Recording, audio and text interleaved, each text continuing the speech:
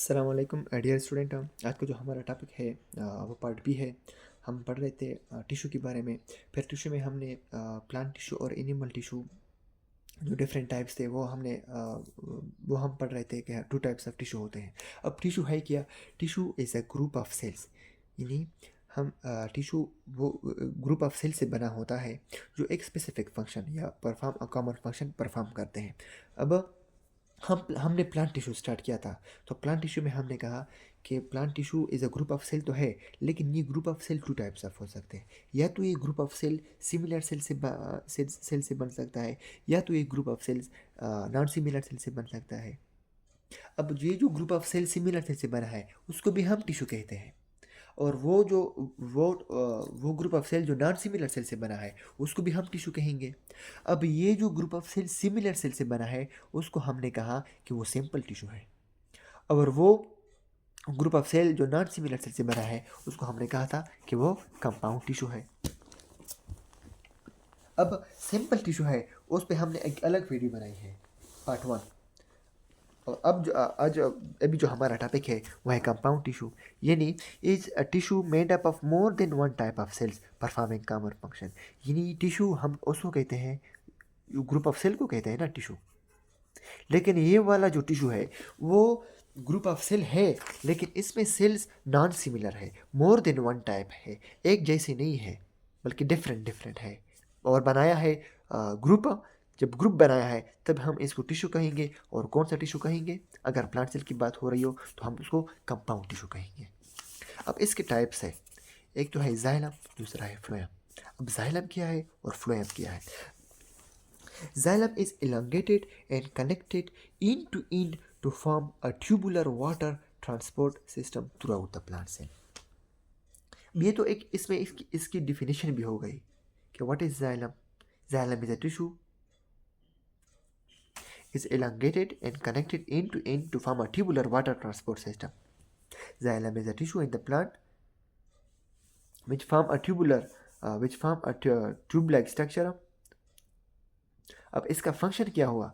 तो फंक्शन ये हुआ कि transport of system through out the plant, यानी प्लांट में जो ट्रांसपोर्टेशन का काम करता है, किस चीज़ की ट्रांसपोर्टेशन की? वाटर की। तो वो कौन करता है? वो जाइलम करता है। अब ये जाइलम जो बना है, जो ट्रांसपोर्टेशन करता है, ये टू टाइप ऑफ सेल से बना है। ये हम कंपाउंड टिश्यू पढ़ रहे थे ना, मेरे स्टेमेटिक टिश्यू में या सिंपल टिश्यू में हम सिर्फ एक ही सेल के बारे में पढ़ रहे थे, यानी वो जो टिश्यू था वो सिमिलर सेल से बना था। अभी जो कंपाउंड टिश्यू हम पढ़ रहे थे तो वो more than one type of tissue पढ़ रहे हैं, इसलिए जाइलम भी मोर देन वन, जाइलम भी कंपाउंड टिश्यू का एग्जाम्पल है, तो ये भी more than one type of cell से बना है।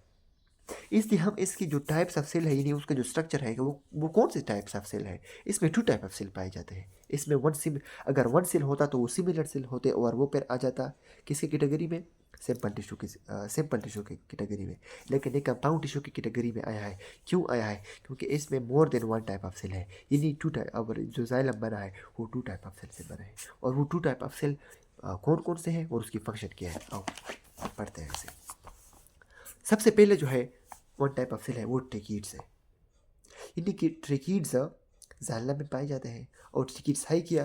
दिस आर एलोंगेटेड सेल, ये कुछ एलोंगेटेड सेल्स होती है जिसकी वेथनेस जो होती है वो होती है 80 माइक्रोमीटर।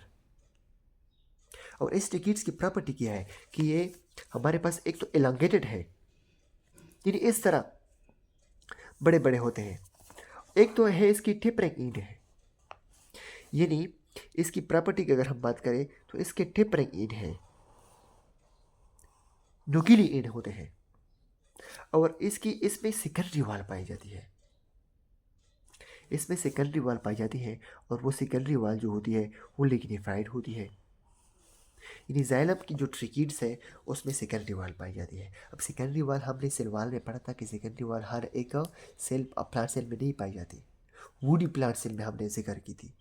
लेकिन जब जाइलम बनेगा तो वो वुडी प्लांट में बनेगा ना, जितनी उसकी हाइट होगी जिस इसकी प्लांट की, तो उतना जाइलम भी हाइटेड होगा। और वो वुडी प्लांट्स होते हैं जो ज़्यादा हाइटेड होते हैं, इसलिए उसका जो जो वाल बना होता है वो सेकेंडरी वालों से बना होता है। और उस सेकेंडरी वाल की फंक्शन क्या थी? और वो क्योंकि जो हाइड्रेट प्लांट होते हैं जो पहाड़ों में होते हैं उसको उसकी पानी की इतनी ज़रूरत नहीं होती।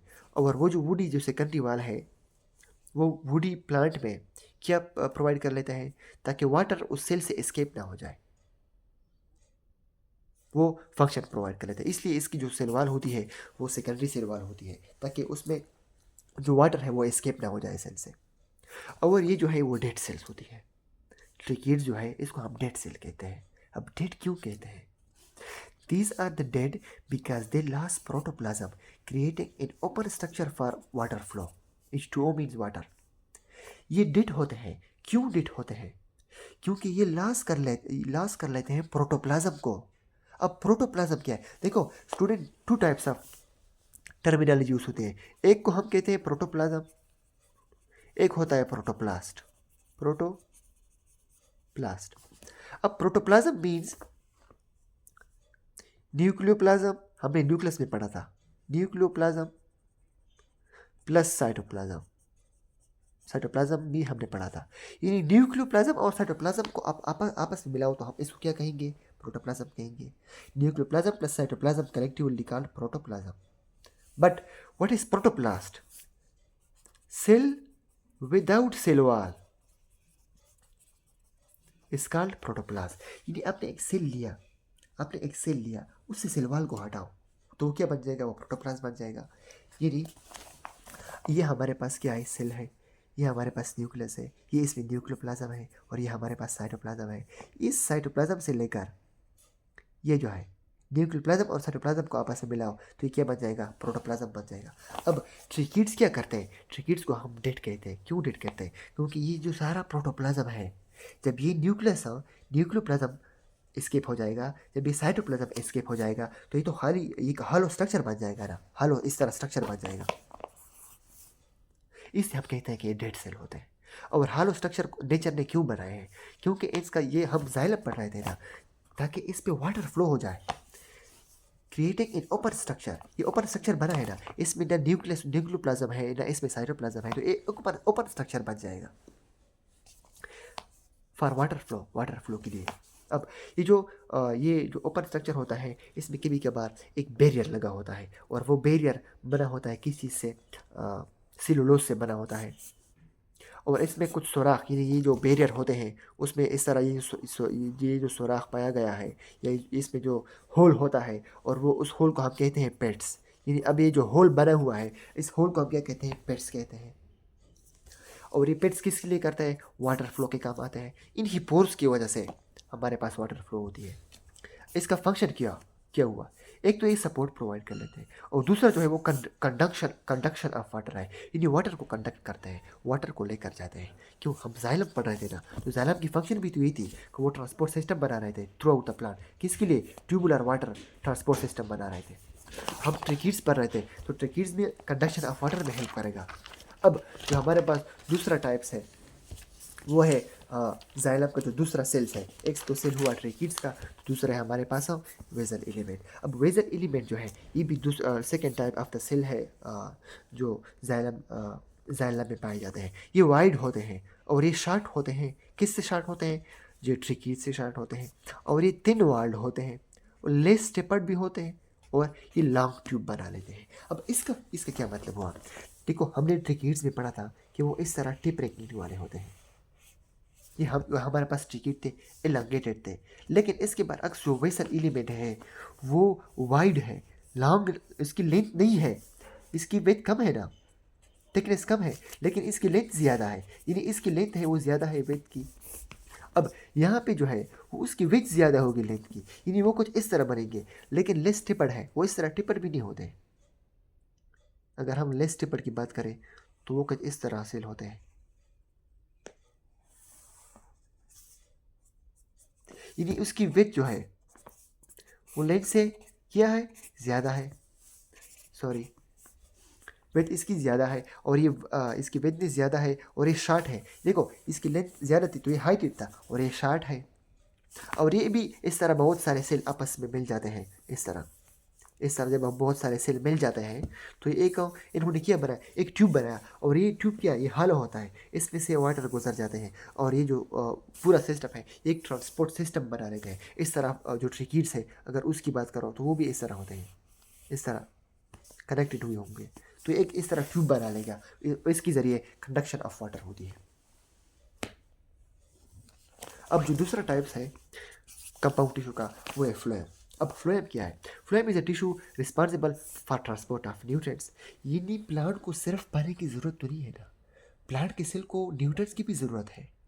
अब प्लांट्स हमें न्यूट्रिएंट्स तो प्रोवाइड कर लेता है, हमारे हमें तो फोटोसिंथेसिस के ज़रिए जो न्यूट्रिएंट्स प्रोवाइड कर लेता है, हम तो उससे मुफीद होते हैं, लेकिन प्लांट सेल को खुद भी तो ज़रूरत है। और वो ज़रूरत कौन प्रोवाइड कर लेगा?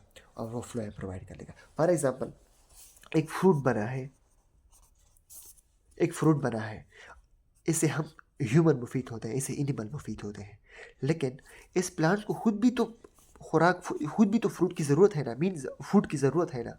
तो वो न्यूट्रिएंट्स जो बना लेता है प्लांट्स, एक पार्ट बना लेता है, यानी लीव्स में, फ्लावर में बन जाता है, वो रूट्स को भी तो न्यूट्रिएंट्स की ज़रूरत है। तो वो लीव से रूट्स तक कौन लेकर आता है?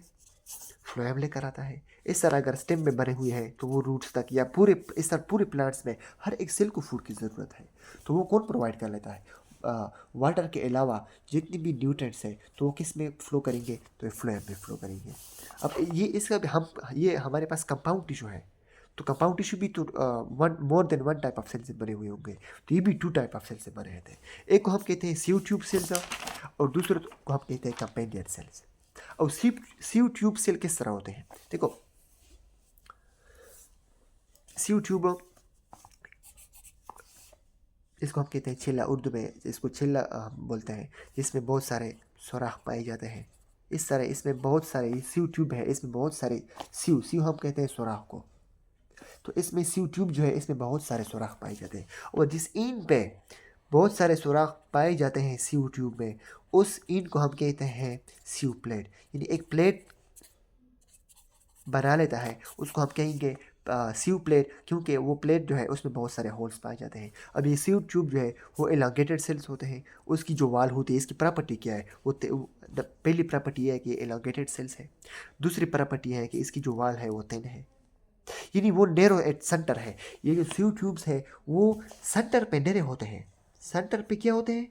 नेरे होते हैं, कुछ इस तरह होते हैं। ये इसका सेंटर हुआ ना, तो ये नैरो है as compare to their ends, और इस एंड्स पे बहुत सारे होल्स पाए जाते हैं।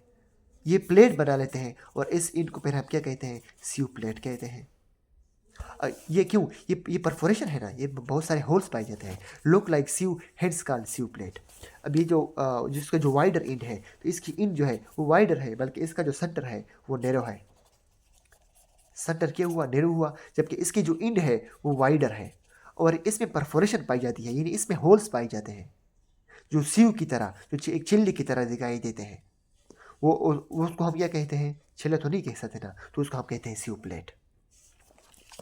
ये किस लिए होता है? क्योंकि इस पोर्स के ज़रिए यहाँ पे दूसरा फ्लोएम भी होगा ना, यहाँ पे दूसरा फ्लोएम भी होगा, उसमें भी पोर्स पाए जाते हैं। अब जब जो न्यूट्रिएंट्स आ रहा है तो उस पोर्स के ज़रिए इस तरह आएगा, इस पोर्स से होता हुआ दूसरे फ्लोएम सेल में, यानी दूसरे सीव ट्यूब में जाएगा। इस तरह इन्होंने भी एक ट्यूब लाइक स्ट्रक्चर बनाई हुई होती है, जिसमें न्यूट्रिएंट्स आपस में पास होते हैं इन्हीं सीव की वजह से, तो वो एक पार्ट से लेकर दूसरे पार्ट तक इजीली पहुंच जाते हैं।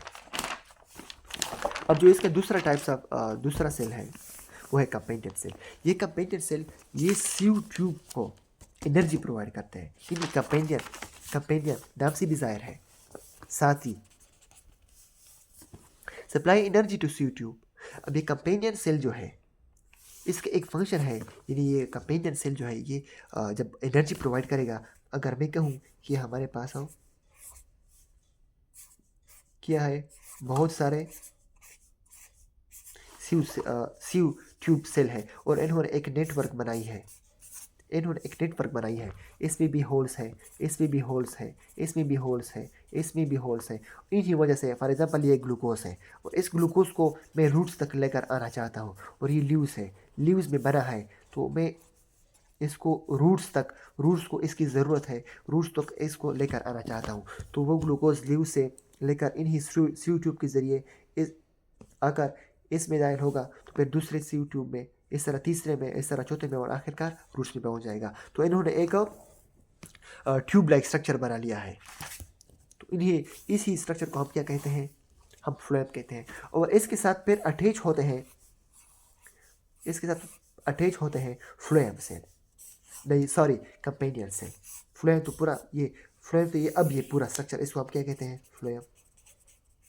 अब ये जो कंपेनियन सेल है इसका फंक्शन क्या हुआ, एक तो इसका एनर्जी प्रोवाइड करेगा, और दूसरा ये है कि इसके साथ कनेक्ट होता है। जब एनर्जी प्रोवाइड करेगा तो इसके साथ लाजमी बात है कनेक्ट होगा ना,